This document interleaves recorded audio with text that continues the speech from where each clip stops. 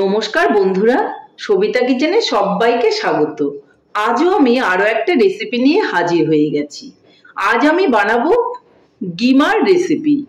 GiMA আর বেগুন দিয়ে আজকে রেসিপিটা হবে। দুরকম ভাবে গিমাটা আমি বানাবো।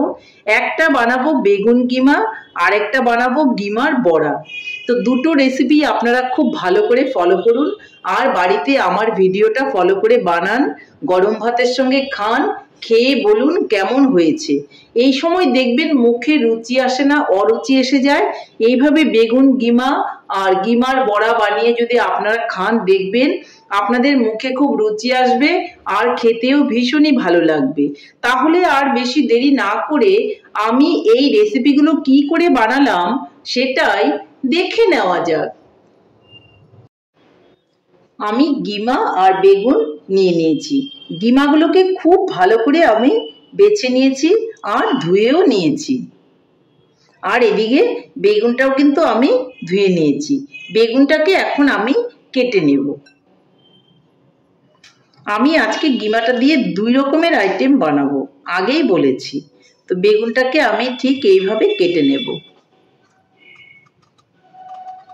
রান্নাটা খুবই সহজ আর কোনো ঝামেলা নেই। পেছন থেকে একটু কেটে বাদ দিয়ে দেব। এরকম করে কাটলে কিন্তু খুব ভালো লাগে খেতে। বড় বড় করে বেগুনটা দিলে গিমার সঙ্গে একদমই ভালো লাগে না। দেখুন, আমি কিন্তু 4টে টুকরো এভাবে করে নিয়েছি। এখন এখান থেকে আমি ছোট ছোট করে কেটে নেব।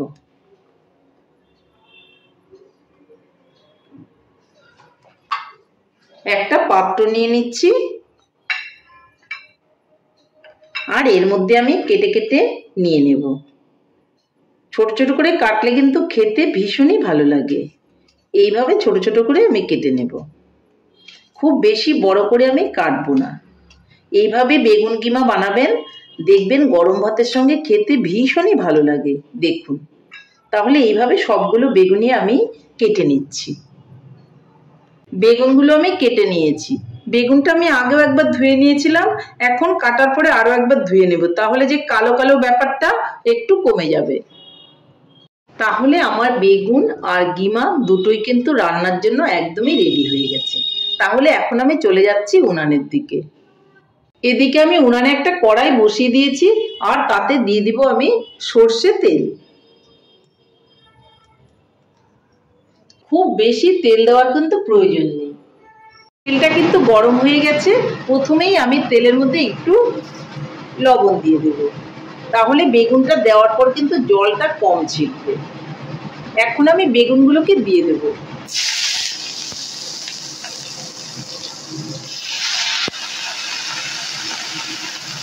একটু নেড়ে চেড়ে নেব।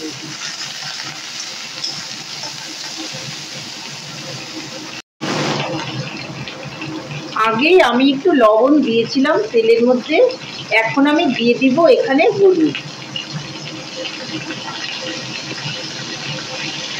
আরো অল্প করে একটু লবণ দিয়ে দেব। ভালো করে নেড়ে চেড়ে এগুলোকে আমি ভেজে নেব।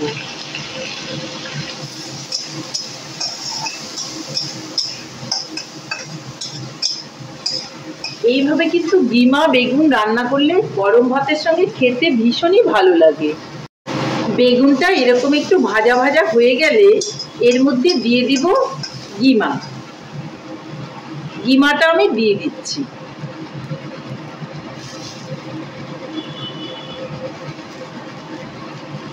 আমি কিন্তু সবগুলো গিমা দেইনি, কিছুটা আমি রেখে দিয়েছি।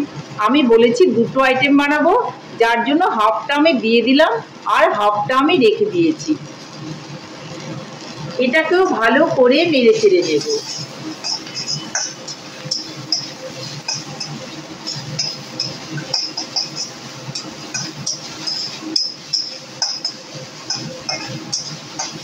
রান্নাটা খুবই তাড়াতাড়ি হয় আর খেতেও কিন্তু ভীষণই ভালো লাগে। গিমা বেগুনের মধ্যে আমি অল্প করে গুড় দিয়ে দিচ্ছি। আপনারা ইচ্ছে করলে চিনিও দিতে পারেন।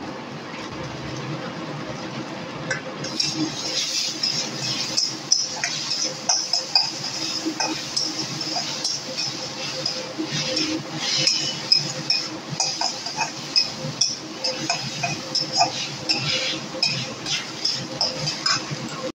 বেগুনের মধ্যে এখন একটু কাঁচা লঙ্কা কুচি কুচি করে দিয়ে দেব।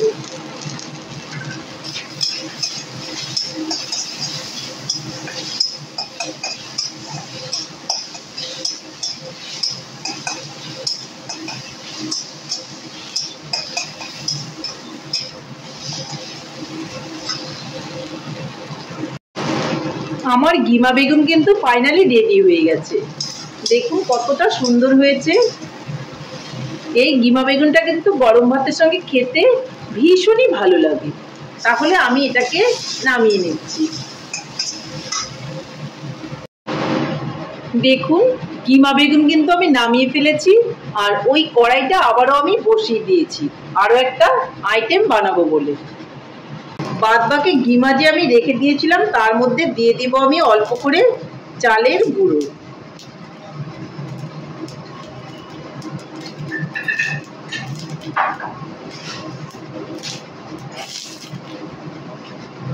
দিয়ে দেব অল্প করে ময়দা,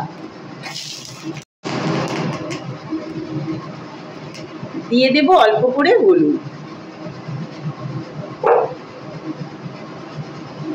দিয়ে দেব স্বাদ মতো লবণ,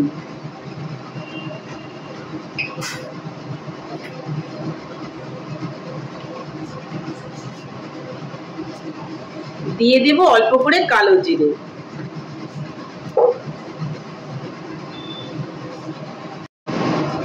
আর এর মধ্যে দিয়ে দিব কাঁচা লঙ্কা কুচি করে। এখন এগুলোকে আমি একসঙ্গে খুব সুন্দর করে মেখে নেব। প্রথমে কিন্তু আমি জল দেব না, জল প্রয়োজন হলে তবেই দেব। অল্প একটু জলের প্রয়োজন আছে।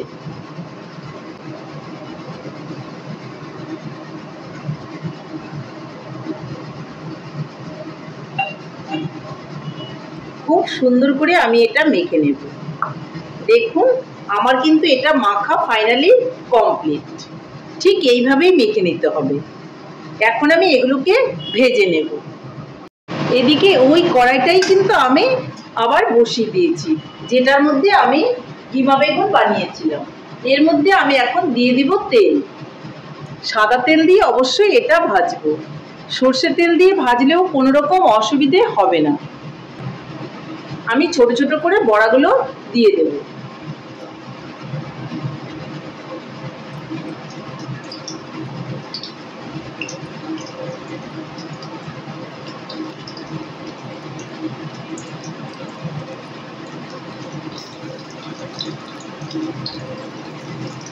আমি এখন উল্টে পাল্টে ভেজে তুলে নেব।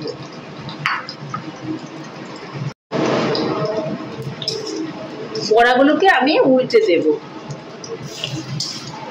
খুব কেয়ারফুলি ভাজতে হবে যেন পুড়ে না যায়, আবার মুচমুচেও যেন হয়, সেই দিকে খেয়াল রাখতে হবে। এই সময় আঁচটা একটু লোতে করে দেব। বড়াগুলো দেখুন খুব সুন্দর করে কিন্তু ভাজা হয়ে গেছে।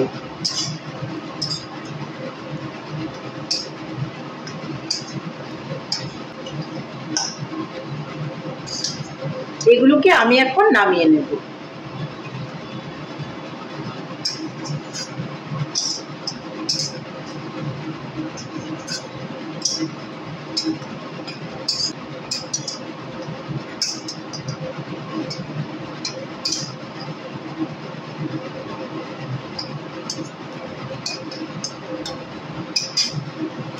দেখুন বড়াগুলো সব আমি নামিয়ে নিয়েছি। তাহলে বন্ধুরা ফাইনালি কিন্তু আমার রেসিপি কমপ্লিট। দেখুন কিমা দিয়ে আমি দু রকম আইটেম বানিয়েছি।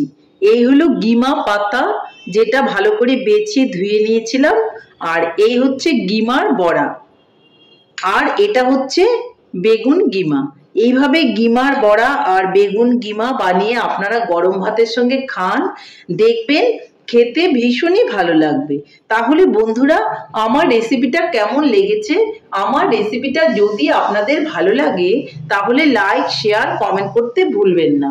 আর আপনি যদি আমার চ্যানেলের নতুন বন্ধু হয়ে থাকেন তাহলে চ্যানেলটা সাবস্ক্রাইব করার অনুরোধ রইল।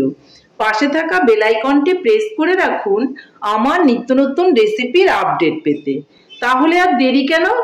তাহলে ঝটপট বানিয়ে ফেলুন বেগুন গিমা আর গিমার বড়া, আর গরম ভাতের সঙ্গে খান, খেয়ে বলুন কেমন হয়েছে। নমস্কার, ভালো থাকবেন, সুস্থ থাকবেন, আবার দেখা হবে আরো একটি রেসিপির সঙ্গে।